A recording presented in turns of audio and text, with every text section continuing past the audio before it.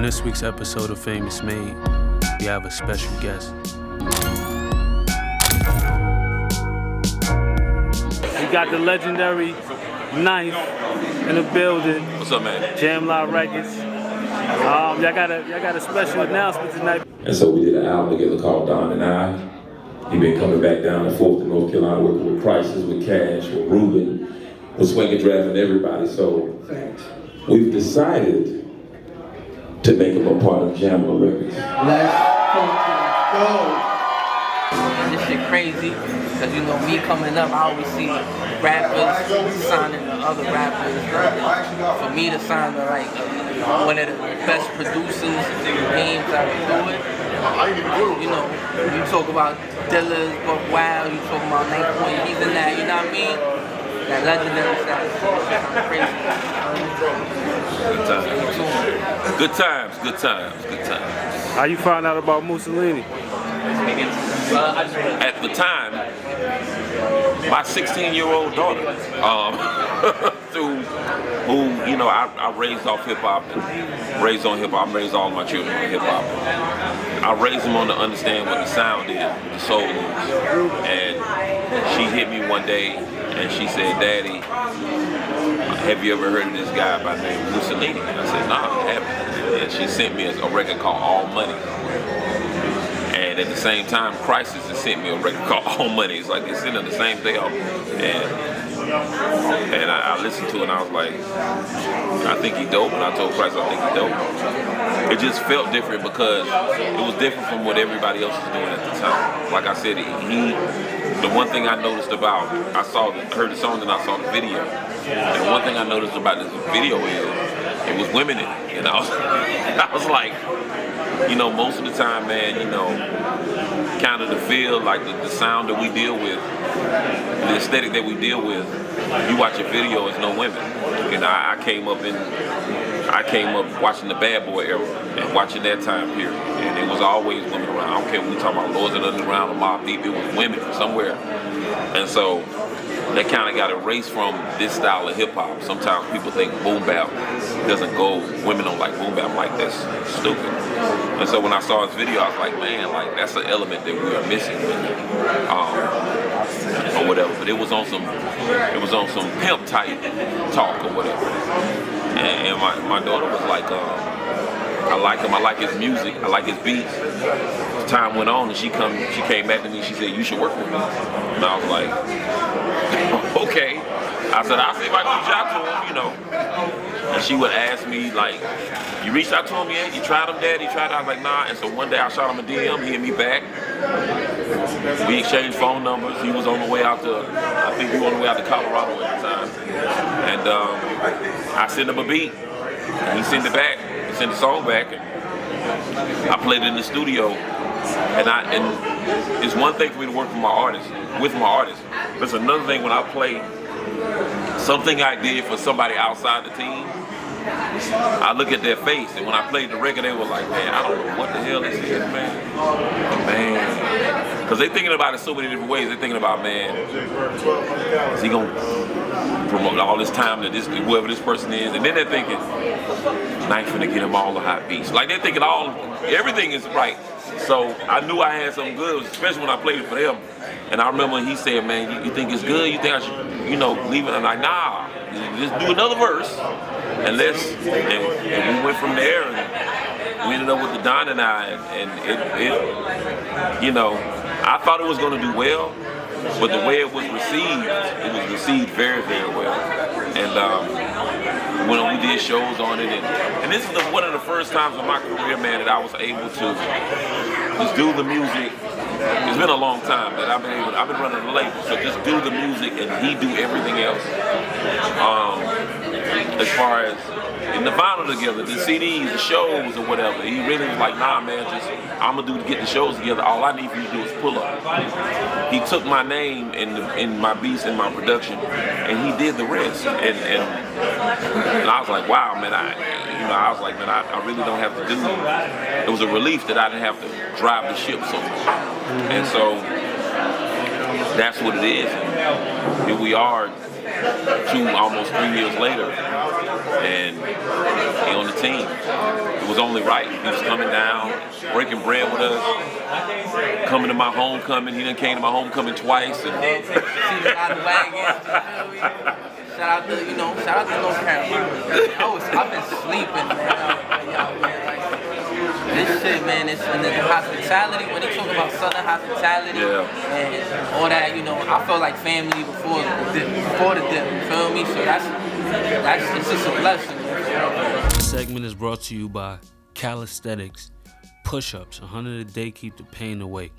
Break these ups into sets of 5s, 10s, 15s, 25s, 50s, or you could do the straight 100 clip.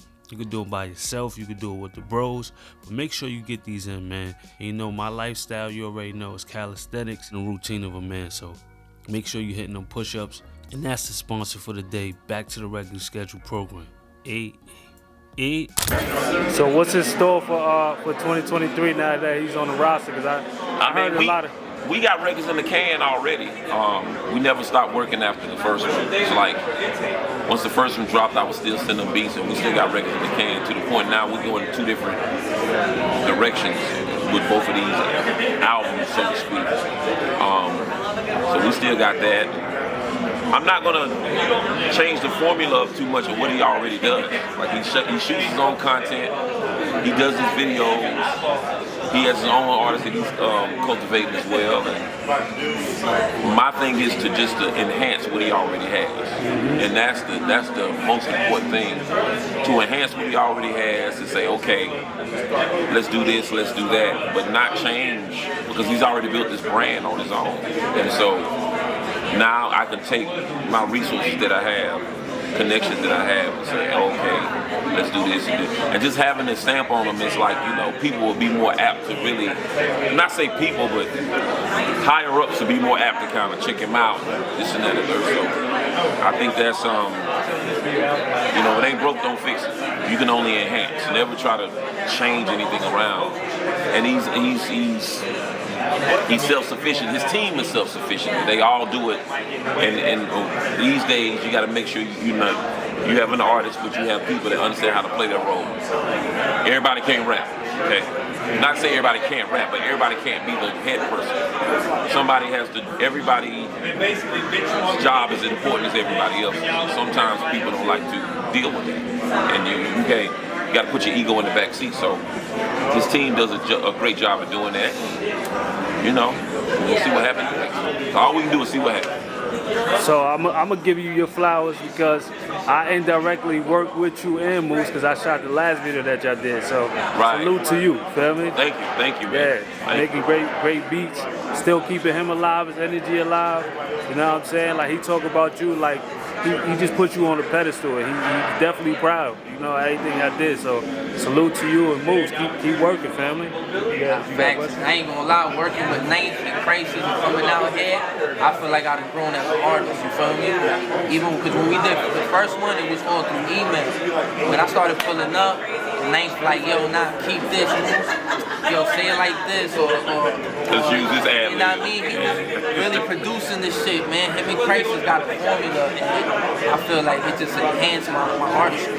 When I'm in New York, I'm recording like 90's next to me telling me, yo, keep that. You know what I mean? I'm recording the same way, and it's helping me, you feel me? So I just feel like 90's, so let's keep the formula going, you feel me? Let's keep going. That makes me want to ask, what is it that compels you, like, is it the teacher in you?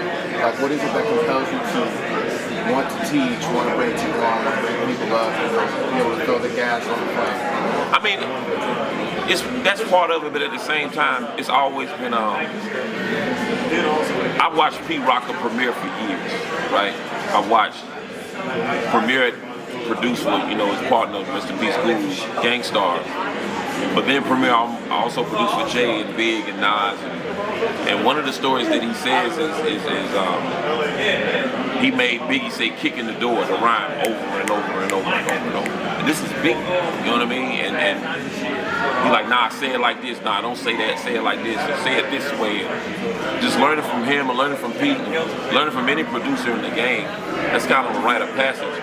Like a lot of cats call themselves producers, and it's fine, but you got to be in the studio and kind of quarterbacking the session. And sometimes, you know, the artist, I had to get him to step, like, keep it his ad-lib. Like, I made a hook out of his ad-lib. He like, shit, like, you know how to... I ain't gonna lie, this is the first time. He's like, niggas don't want to erase nothing. I'm like, you sure, nigga? He's like, yeah, we're keeping that. Keeping it. Yeah, we're keeping that. You never know. It's all about the feeling. He might feel like a word he didn't enunciate right, but it just feels good. You know what I mean? And so we keep everything just to go back and see what feels right. So I don't know if it's the teacher, I don't know if it's the hip hop, I don't know if it's the fact that I love basketball so much and I understand how coaches, you know. So that's what it is. Yeah. Sure. So, coaching a young man like this, was it the consistency? Was it what that was like the major factor? Was the consistency? It was a consistency for me.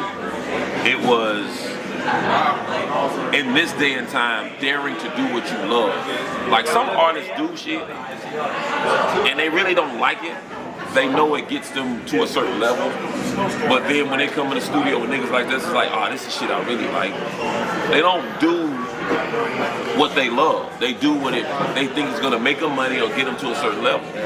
With him, it's like, in the middle of the era that we're in, like, nah, man, I'm gonna do me. This is me. Like, I'm influenced by this person and this person and this person, but I'm still gonna do me, and I'm gonna have fun doing me, even my ad-libs and blah, blah, blah. Like, and it's crazy because I was looking through the comments. You know, you got some rappers, and then some rappers got nicknames. Like, Method Man has a nickname. It's not only Method Man, it's another name. You know, Jay the Kiss is Jay to the Moi, it's a Kiss or whatever. And so I'm looking through the comment, and you know you got to a certain level when somebody calls you this and something else. And so in the comments I saw the Uptown Bandit, and I was like, oh shit, that's it. Like, and he said it in a few songs, and he said, oh shit, Moose the Uptown Bandit. I was like, yes sir, that's it. So but that comes from carving your own lane and not being afraid to be yourself, you know what I mean? Absolutely. Yeah. It's like sample beats, that's my shit. Yeah. Sample beats will never die. Absolutely not. Why is that? Because it's the crux of what we do. Like, in sample beats, whether it's a jazz record we sample or a rock record, we make it soulful, period. And we have been, musically, we have been rocking to the same groove since the late 60s. It may be fast, it may be slow, but we've been rocking to the same groove pretty much. And that feeling of the sample or the soul, whatever, it comes from the diaspora, man. It comes from my people, it comes from his people. Where his people come from, it comes from that space. And you'll never be able to get away from that rhythm like that. You know what I mean? We can do crunk and bounce, but that do cat shit been going on since Otis Redding. I don't give a damn. From Otis Redding to SZA, nigga, it's the same vibe, it's the same measures, it's the same 4/4 time. It's that shit. And so that's what I feel like it'll never leave. Because if you look at music, all of the great trends has been 5 years, maybe 6. Disco was like 5-6 years, maybe. Crunk was like 5-6 years. Miami bass music was like 5-6 years. Snap era was like 5-6 years. I mean, but the constant current shit that's been the whole time is boom, boom, boom. And I'll never leave that. never. This is always gonna come back to that. Yeah, so Yeah. you remember your first time in New York? Yeah. Alright, can you give me your first dope My experience? first time in New York. nice, big bro, you heard? My first time in New York was the summer of 1987. I went to visit my aunt. I was 12 years old.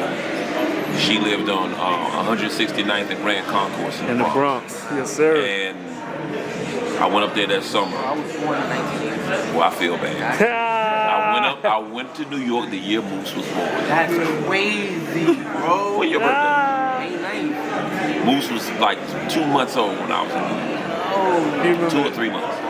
And I was in New York, and I was 12. And the summer I was up there, Scott LaRock from Boogie Down Productions got killed. The time that I was up, it was in the paper. If I knew any better, I would have saved the paper that it had him on the front that he got killed. And yeah, I was right there. I was in the Bronx. I was at my aunt's house, and I remember my aunt taking me and my older cousin to the mall. I don't know what mall it was, and the first tape I bought from that mall was Criminal Minded by Boogie Down Productions, because Scott LaRock was just in the paper. But that was '87. I didn't go back to New York until 2001. I was 14 years later. 14 years later. But when I went in 2001, 2002, I went up there as 9th, not as this 12-year-old kid. So it's funny, the first time that's the story. The first time I was in New York, he was born. Alright, so they be telling me, yo, Moose and 9th, y'all like a match made in heaven. I'll be like, yo, 9th, we sound like he in New York. That's why I asked him that. That's exactly why I asked him that. Yeah, who was your inspirations growing up? Yo, I look at it this way, man. People forget that the South, 1993 was Black Moon, bro. Like, you know, we were all listening to the same thing. It wasn't like, it wasn't a time where there was a New York sound. It was hip hop. It was rap music. And the rap music was that. But the Ghetto Boys sounded like that too, and they were from Houston. So the break beat and the sample, everybody was doing that. I don't care if it was the Ghetto Boys, I don't care if it was NWA. Everybody had a drum break and a sample on top of it.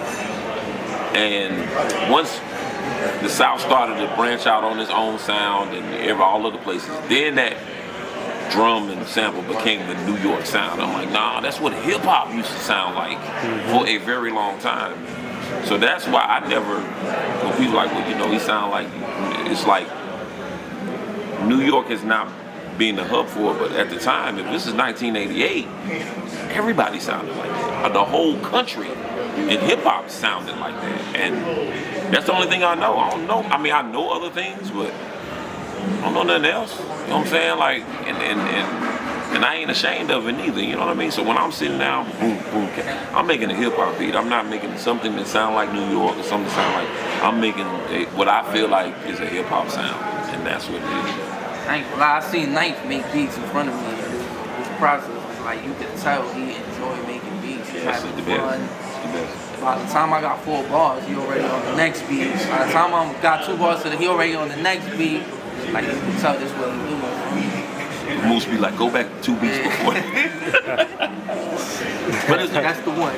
But it's good though, man, because, you know, again, he comes down, and him, Izzy Hot, everybody comes down, and they mesh with the team well. Swank and Drab, Ruben, you know, Heather. When Rappers in town, they had a chance to be rapping. She's in and out of town. All the producers, Crisis, my president of Jamla, Cash, E. Jones. He meshes with everybody well. Now, and that was another thing I kind of watched over time. I'm like, okay, he's dope, but how is he going to mesh with the rest of his family? And he comes in and it's all good, and even he's giving my artists like, nah, man, you just gotta work, like, and we need that. We need that. So, I mean, I think it's dope, man. You know what I mean? Now we got to figure out when he gonna move down here. Moose, you ready? You want to take him from New York? Huh? Yo, Moose, save me a room up there. You feel me? I got you. High rent, man, small places. It's overrated. I'm done with them cold ass winters in New York. You feel me? Oh, it get cold down there. Don't just not get confused. It get cold out here too, dog. Like, it get cold here. Like this December, it was cold, crazy. It was great. I think one night the wind chill was like 5.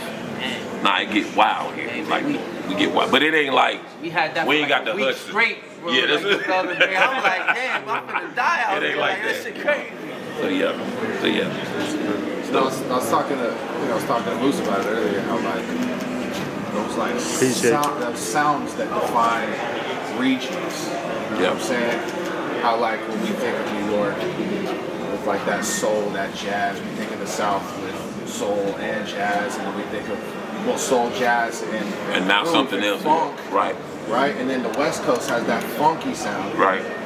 But then like it's crazy how like it's probably the generation before them and the records that they sampled, like the records that they acquired from their parents and shit, and how that influenced that whole era. Absolutely. And then so on and so forth, how it continues to evolve on top of each other. Yeah, it's like you know, Dr. Dre's whole G-Funk sound, or that sound at that time was one of the biggest influences with him was the Ohio players, and they're from Ohio, like, you know what I mean? Mm-hmm. So, and the song was called Funky Worm, and that's the thing about it, like, that particular generation was, it's kind of the beginning of, like, Straight Outta Compton, when dude was laying on the floor. The dude that was playing Dr. Dre was laying on the floor, and he had all them records behind him. He was listening to Roy Ayers, Everybody Loves the Sunshine. It's like, there we go, yeah, man, it's like, you know, I don't know if soul, and somebody got to really study, I don't know if soul music in the 70s was regional like that. I mean, it probably was. It probably, I could tell a Southern soulful sound or a New York soulful sound. Maybe you could, maybe you couldn't, but again, in hip hop, it wasn't like that. The only way you can tell somebody was from somewhere else other than New York is when they rapped and what they talked about. Accent, some of the streets they said, some of the places they talked about, but it was the same kind of beats, man. It was the same kind of beats. And then once we got the early mid-90s, that's when it started, like, with the coming of Outkast, it started saying, branch out, right? Okay, we're gonna start branching out. So, Would you say that hip hop influences the world, everything? Hell yeah. Because I think so. Hell yeah. Yeah, hip hop is just as influential as math. I think those are the two, you know, when we get a chance to, we all get a chance, when Moose get a chance to tour the planet, he'll see that it's gonna be kids who don't speak a lick of English, but they understand but that knows music. enough to what to say to ask him for autographs, and knows the words to his songs, even if they don't know what the words mean. They know words to songs, but they don't know. They can't speak English. But if they rap a song, and that's when I knew. I was like, man, this kid know the words of Wu-Tang Cream, and he can't say nothing else after that. And I was like, and that's in every country, man. It's insane. So what hip hop has done is